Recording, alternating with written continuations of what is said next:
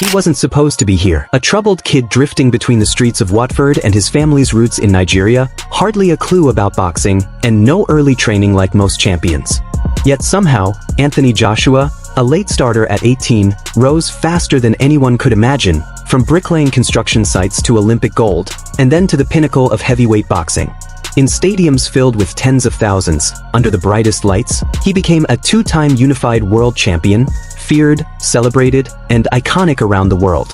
But every champion's story has its turning points, shocking defeats, brutal comebacks, life-threatening moments outside the ring, and the pressure of legacy that refuses to relent. So this begs the question, how does a kid with almost no boxing background become one of the most electrifying heavyweights in history?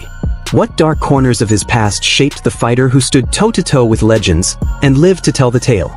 He was just another kid trying to survive, a teenager with more fights than trophies, more trouble than triumphs, and a life that could have taken a dozen different wrong turns. Anthony Joshua didn't arrive at greatness the usual way. He didn't come from a dynasty of champions or a youth filled with early accolades.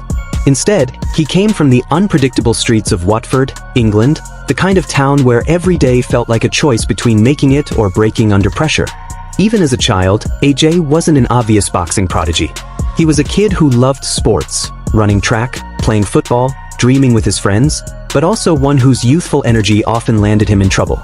It's the stuff you don't see in highlight reels, public school classrooms, early mornings running drills, and a life influenced equally by discipline and chaos. At times Joshua's path looked more like a detention line than a boxing ring. He even spent part of his early childhood living in Nigeria, attending a boarding school where life was harsh and discipline was earned in sweat and routine. At 12, he returned to England after his family split up, and soon enough the energy that once fueled his athletic promise turned into street scuffles, scrapes with the law, and clashes that could have easily rewritten his story altogether. By the time he was a teenager, athleticism was obvious, a natural part of who he was. At school he broke records in sprinting, running the 100 meters in just over 11 seconds, and could bully defenders on the football pitch with impressive strength and speed. But those physical gifts were raw, unfocused, and sometimes unleashed in the wrong places. At just 16 he was involved in a fight during a football match that led to actual bodily harm charges. Less than a year later, he was arrested for drug possession. Instead of finding a role model, Joshua was living at the edge of potential and peril, a young man with the world's strength and the world's uncertainty. Then came the spark nobody saw coming. At 17, after one too many run-ins with trouble, a cousin dragged him into Finchley Amateur Boxing Club in Barnet, a local gym in North London known more for discipline than glamour. He didn't walk in with golden gloves and Olympic dreams. He walked in because he needed direction. What happened next changed everything.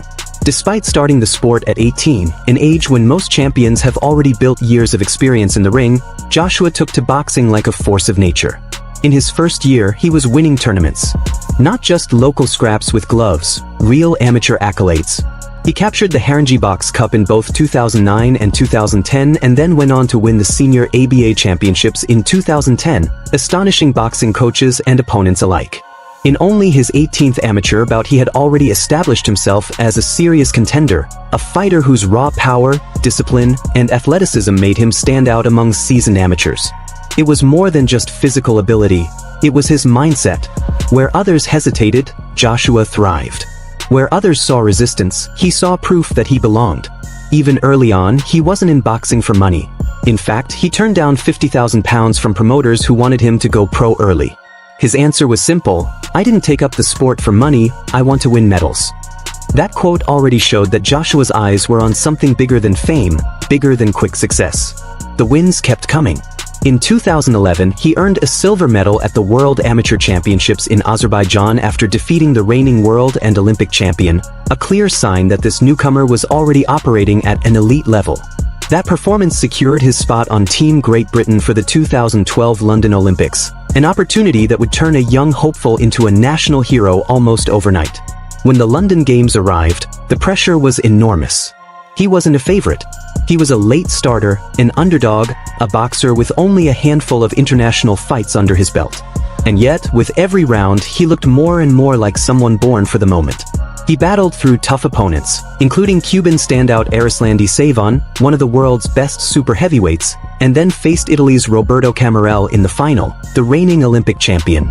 The fight was a slugfest, a brutal test of will, stamina, and raw heart.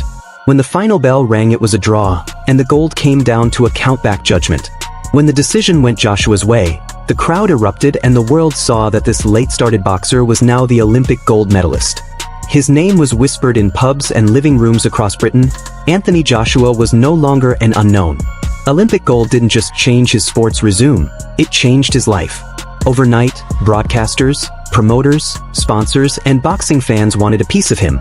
Suddenly he had choices: stay amateur a little longer, try for another Olympics, or turn professional and chase world titles. He chose the pro path, signing with Matchroom Boxing in 2013, a decision that would set the stage for something explosive. Exactly 1 year after the Olympics, on October 5, 2013, Joshua made his professional debut at the O2 Arena in London. It wasn't a tentative step, it was a declaration. From the opening bell, he showed power that seemed to shake the expectations of the heavyweight division.